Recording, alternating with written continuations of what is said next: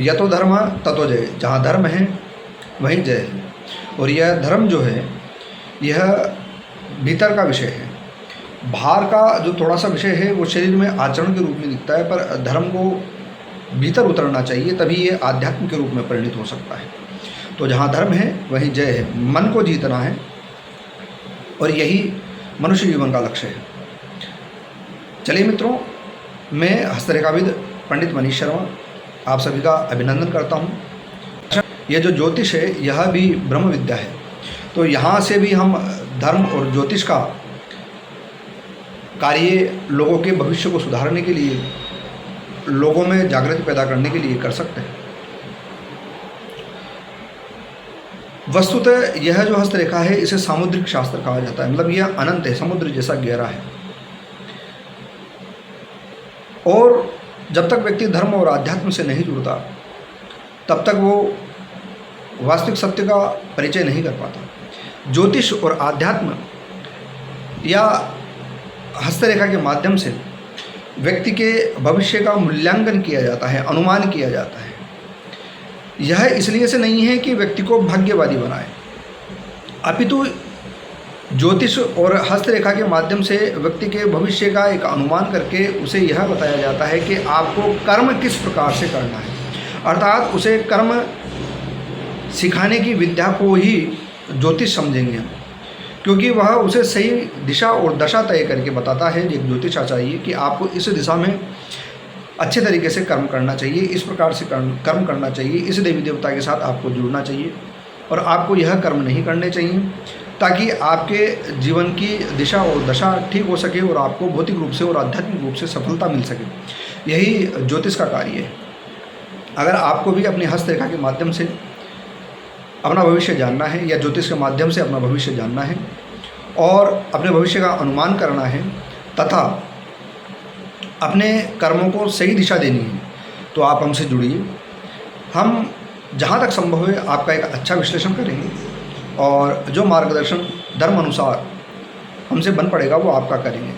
जैसा कि आपको विदित है कि हम हस्तरेखा के माध्यम से यह जो हथेली है इसके माध्यम से यह देखने का प्रयत्न कर रहे हैं कि व्यक्ति के लक्षण कैसे होते हैं, उसका कार्य क्या है, उसका स्वभाव क्या है। तो हमने अब तक 5 प्रकार के हथेलियों के बारे में देखा। आज हम छठी प्रकार की हथेली के बारे में देखेंगे।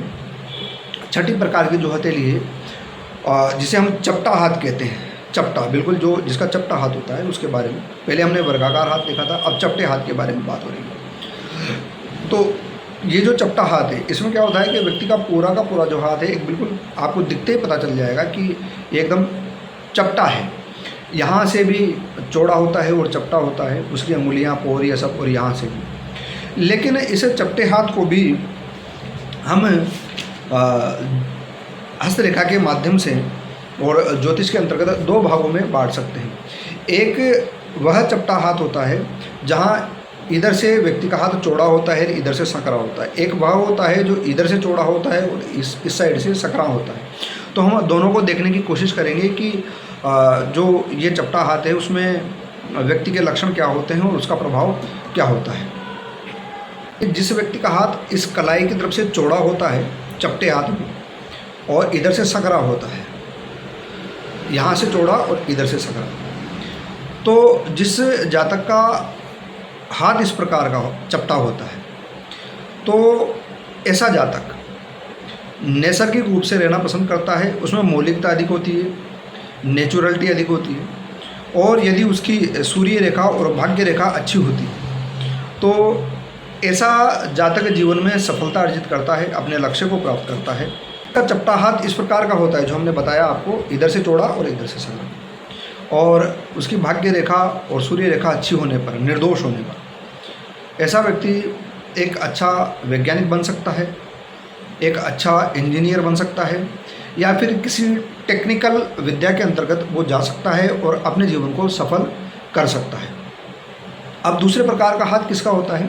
अभी हमने देखा इधर से नीचे से जिसका चौड़ा होता है, ऊपर से सकरा होता है। अब देखेंगे जिस जातक का हाथ यहाँ ऊपर से चौड़ा होता है और नीचे से सकरा होता है, तो जिस जातक का हाथ चपटा होता है और इस प्रकार से यहाँ से चौड़ा और इधर से सकरा होता है, उसके लक्षण इस प्रकार से होते हैं। ऐसे जातक की लक्षण यह होते हैं कि ये यथार्थवादी होते हैं, रियलिस्टिक होते हैं, जिनका इधर से चौड़ा होता है हाथ, चपटा हाथ, और इधर से सकरा होता है।